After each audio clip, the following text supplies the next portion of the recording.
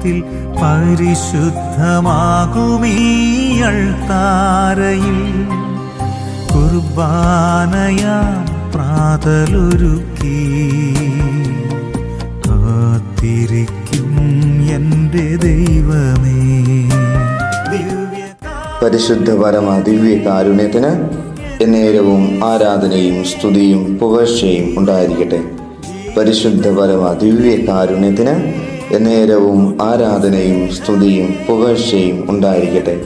പരിശുദ്ധ പരമ ദിവ്യ കാരുണ്യത്തിന് എന്നേരവും ആരാധനയും സ്തുതിയും പുകഴ്ചയും ഉണ്ടായിരിക്കട്ടെ.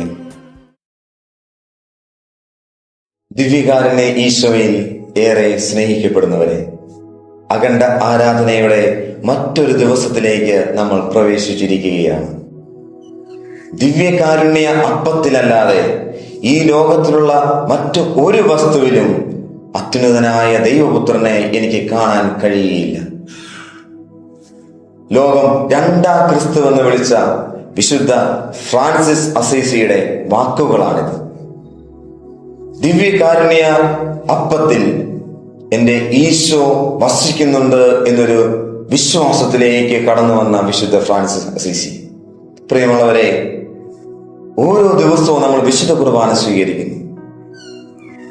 നമ്മുടെ ഉള്ളിലേക്ക് ഈ ദിവ്യകാരുണ്യ അപ്പമായി ഈശോ കടന്നു വരികയാണ്.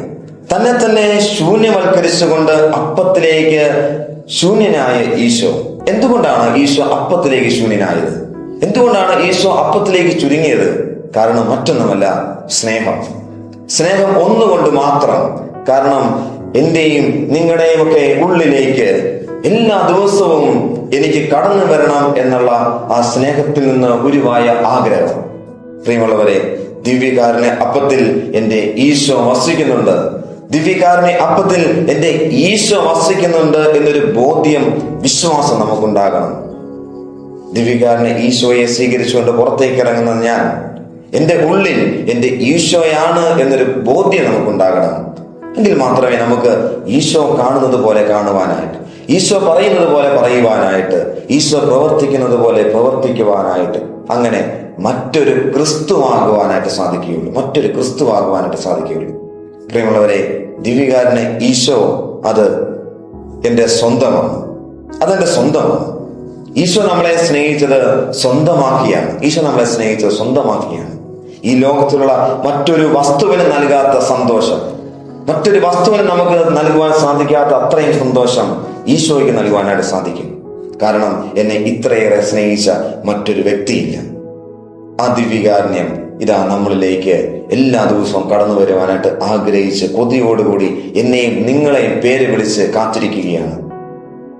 സ്നേഹിക്കാൻ കഴിയുന്നു, ഒന്ന് കടന്നു വരുവാനായിട്ട് സാധിക്കുമോ എന്ന ചോദ്യമായിട്ട് ഈശോ ഇതാ ഓരോ സക്രാരിയിലും എൻ്റെയും നിങ്ങളുടെ പേര് വിളിച്ചുകൊണ്ട് കാത്തിരിക്കുകയാണ്.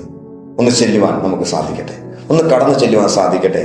നമ്മൾ പലപ്പോഴും പള്ളിയിൽ പോയില്ല എന്ന് പറയാറുണ്ട്. യഥാർത്ഥത്തിൽ നമ്മൾ മിസ് ചെയ്യുന്നത് പള്ളിയാണ്. അല്ല, യഥാർത്ഥത്തിൽ നമ്മൾ മിസ് ചെയ്യുന്നത് ആ ദേവാലയത്തെ വിശുദ്ധ ദേവാലയമാക്കി മാറ്റുന്നത് ആ ദേവാലയത്തിലുള്ള ഈശോയുടെ സാന്നിധ്യമാണ്. അതുകൊണ്ട് ആ സ്നേഹത്തിലേക്ക് നമുക്ക് നടന്നെടുക്കാം. ദിവ്യകാരുണ്യ ഈശോ നമ്മളെ എല്ലാവരെയും സമൃദ്ധമായി അനുഗ്രഹിക്കട്ടെ. നമ്മുടെ കർത്താവ് ഈശോ മിശിഹായുടെ കൃപയും പിതാവായ ദൈവത്തിന്റെ സ്നേഹവും പരിശുദ്ധാത്മാവിന്റെ സഹവാസവും നാം എല്ലാവരുടെ കൂടെ ഉണ്ടായിരിക്കട്ടെ, ഇപ്പോഴും എപ്പോഴും എന്നേക്കും. ആമേൻ. ദിവ്യകാരുണ്യത്തിൻ മുൻപിൽ തെളിയാത്ത പാതകളില്ല. ദിവ്യകാരുണ്യത്തിൻ മുൻപിൽ ഉരുകാത്ത ഹൃദയങ്ങളില്ല.